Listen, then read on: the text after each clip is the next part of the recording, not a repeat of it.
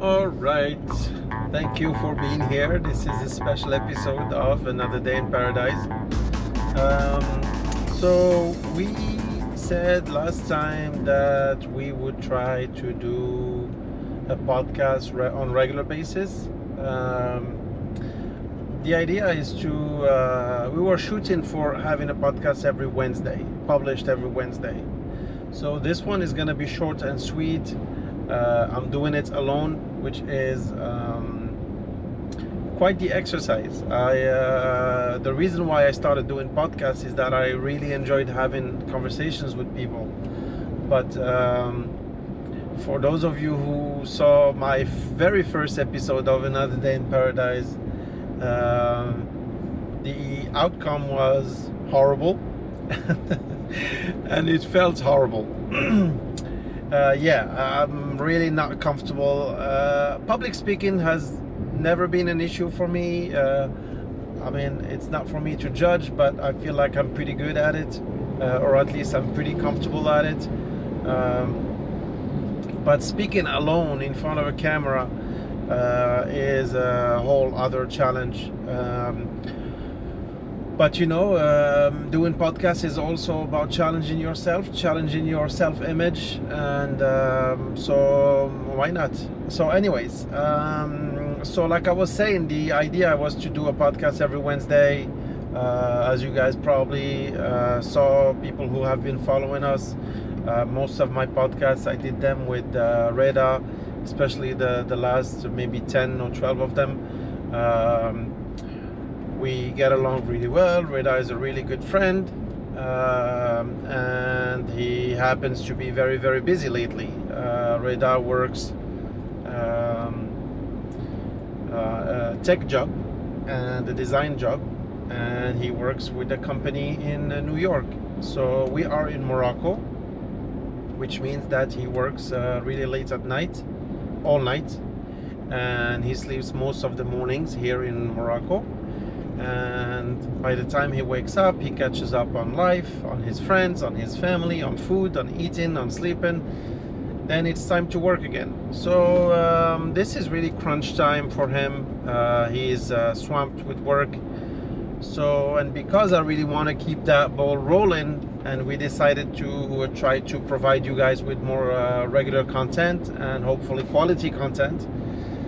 We don't want to lose our 12 viewers. So I decided to bite the bullet and try to do a podcast today. And so today is Tuesday. I will try to edit it when I come back home and try to publish it tomorrow. So as you guys saw, I am driving. Don't worry, this is a hand-free operation. I have my eyes on the road. I take a peek every now and then on the camera, but it's 100% safe, and I'm shooting in my car. The reason for that is that why not? It's a fun exercise. This is not the first time I'm shooting from the car. I did a podcast called Ça reste entre nous, which is one of my French podcasts, and we talked about cars, and with a very good friend of mine, Ali. I will put the link over here. Very, very fun podcast, and we shot the episode, and then we did a bonus on the episode in the car. It was a lot of fun.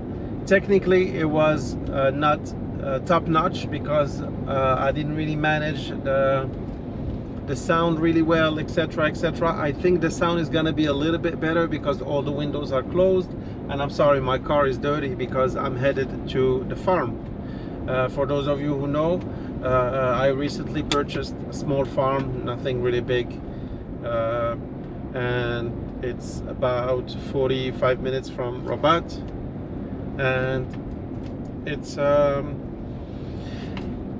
a farm that we are slowly, with my parents, working on getting all the paperwork together, because everything you want to do requires a lot of paperwork. It's a little bit of a hustle, a little bit of a headache. I'm not gonna lie, administrations here in Morocco are not the easiest to deal with, but we're working one step at a time. there is always a way, but it's hard to navigate the official ways and you know, the path less taken, I guess. So we always find a way, but of course I always tend to prefer doing things by the rules, by the book, which, to be honest, sometimes it's just like impossible. So to give you an example, so we bought a little farm. I will post some pictures if you guys are interested. Maybe not, to be honest. Not sure I want to share the pictures right now. Like, it does look like much, but hey, why not? So we got an authorization to like you know, like have some water to probe for a well, to dig for a well.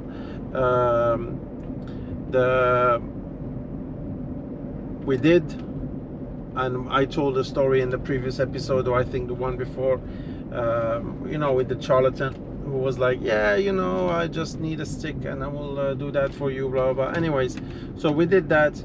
Now we need a pump, and the pump needs to pour the water into like a recipient, which is in Morocco we call it the chateau d'eau, like a water castle, which is like just, you know, the water things that we use, and it's supposed to be really high. The water bed needs to be really high because we need to use the pressure of gravity, pretty much. So we need to build it, and we need a construction permit. So for people who don't know, on the countryside, things are a little less strict in terms of if you want to build something. You don't need an architect and approval and this license and this license, but you still need a construction permit. The construction permit is supposed to be easy, emphasis on supposed. Nothing is really easy. The problem, I think the main problem that we have with our administrations here in Morocco is that nothing is really clear. It's I don't know, let's see, we need to check with this guy, maybe this guy, oh, he's not here, okay, you know what, maybe you should check with this guy. And they ask you for paperwork, you bring it, and they say, no, you need this, not this, you need more of this, you need a copy of this, you need to... It's just a headache. Like, in theory, it's supposed to be easy. The paperwork is officially on websites, and you should just go on websites, etc. But the person who gives the authorization, you wait, and the guy is on vacation. It's the summer, so he went on vacation. Now he comes back, it's September, he's not here yet. Oh, we need to wait for him. Oh, no, he's actually not the one who needs to sign up for this. We need to wait for another guy. So it's such like, they make you jump through hoops, and you are very, very tempted to be like, well, you know what, who's in charge? I'm just gonna go and see him and try to negotiate with him, meaning, you know, bribe him, or maybe you know somebody who knows him, or maybe you can just talk to him, and he can put a face on the paperwork and say, oh yeah, I've seen that guy, and then you can harass him on the phone or whatever way, because the regular way, just like dropping your file and waiting for an answer, sometimes can take forever, sometimes not, but most times it would just take forever. So usually people, what they do is they try the regular way, and if they see that it's gonna take too long, they go the extra mile. The extra mile being not necessarily giving money, because money is not always the answer, which happens in this case, because I went to see the guy and I had to understand the hierarchy. Who do I need to talk to? Who is really in charge? Because everybody's gonna be like, yeah, I'll help you do this, I'll help you do that.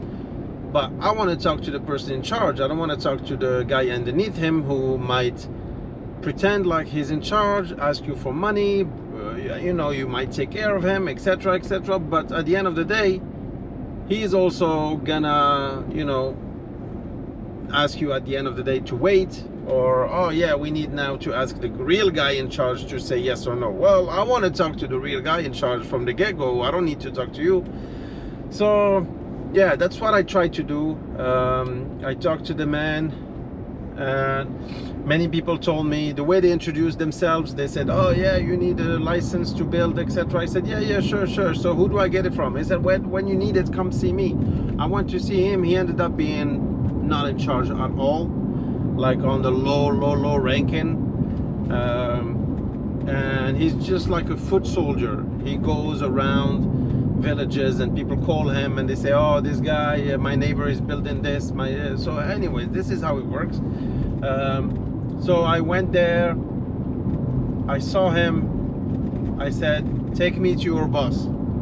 And then I was pretty much gonna say, tell your boss to take me to his boss, and so on, until I can go as high as I can, and then I can say, well, listen, plead my case, saying, listen, I'm not trying to build anything special. I just want, you know, like just a container to contain my water, so I can pump water and I can, you know, start having some greens around my land. So the issue is, when I went there, the guy who's like, you know, the foot soldier guy, like the guy who walks around and checks out if everybody is doing everything legally, etc., he told me, yeah, that shouldn't be too hard. Just talk to him, he's nice. Just tell him this, tell him that, it should be okay.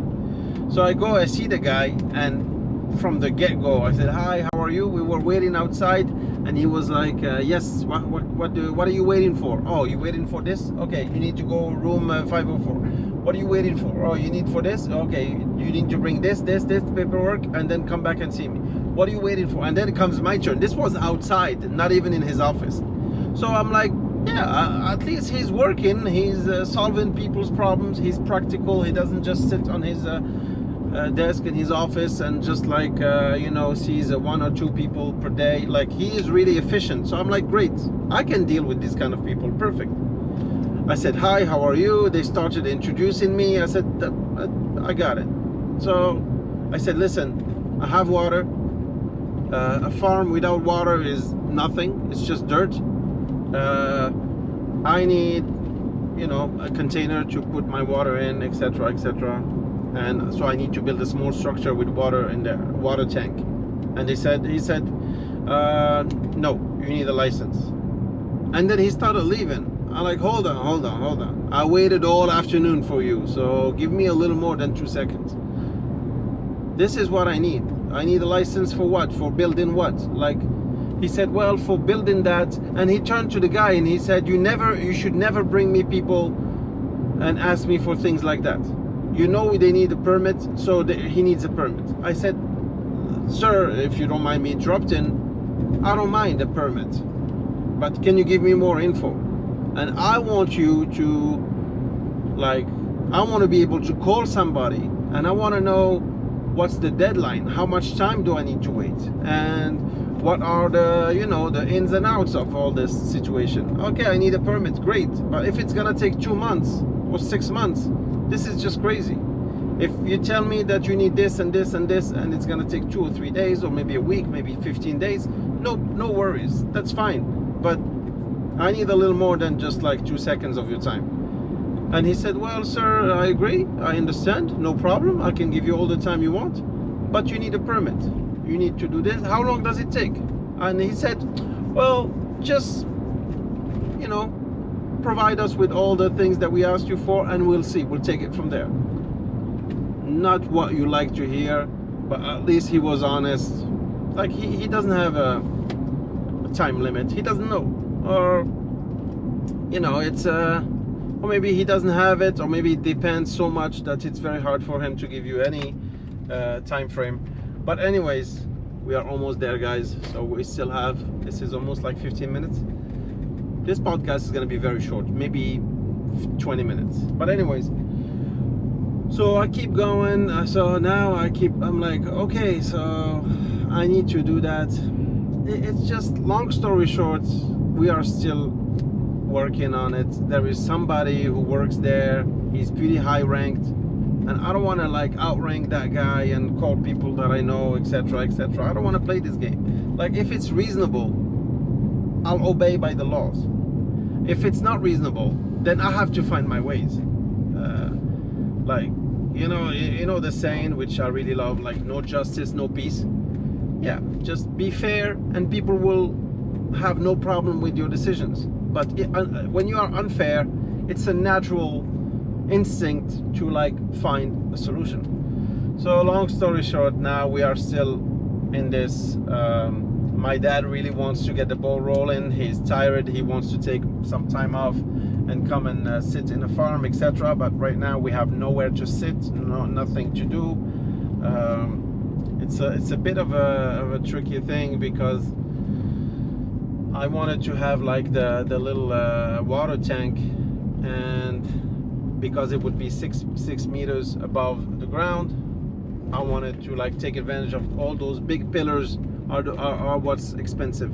The big pillars that are gonna be maintaining this water tank up there are expensive. So I said, hey, you know what? I might as well use all this ground level from 0 to 6 meters and build like 2 floors, and I will have like a tiny studio, like a duplex, as they say, with like first ground 3 meters, and then 3 meters, and then on top of all that have a little bit of, so at least I can have like a little shelter where I can, like, my dad and I can come and have tea, maybe even take a nap, or maybe, why not, even if it's ready, just sleep there. Oh, this car is coming really fast. Okay, I just gotta beep so he knows this is not Paris-Dakar. Okay, that's also the danger of using small roads, and I am definitely guilty of it as well sometimes, is because they are empty and almost no cars are driving there. You feel like you can, cut corners literally and drive a little bit faster and recklessly, which is when you finally meet a car coming the other way, yeah, you gotta be on your toes. So yeah, that's the adventure of the farm and the admins in Morocco. This is, honestly, this is a much easier exercise than I thought. I hope I came across as a little more articulate than the first one. And hey, if you want to make fun of me, write comments and tease me on the first podcast, the very first one, the introduction. And believe me, I took not a lot of cuts, but like 5 or 6, maybe even more, which is very interesting. And this one I'm doing it live, and there is a power in doing things live. People believe that, no, I want to be able to edit it and cut it, etc., etc. First of all, it's a lot of work. Second of all, for some reason, for me at least, and you guys can tell me what you think, but the fact that it's live, and that even if there's a blooper or whatever, like you misspell something, you missay something, you mispronounce something, and you like I just did, exactly like what I did, it's okay, we'll keep it. Because when you expect perfection, when you want perfection, that's when you put so much pressure on yourself that you start, like messing up things, etc., etc. Just relax, and I will leave you with the view that I have from my farm. So, and I think we will shut it here. All right, guys, so let me see if I can do this, and I think I broke the thing, but I'll fix it later. So here is the view from the farm.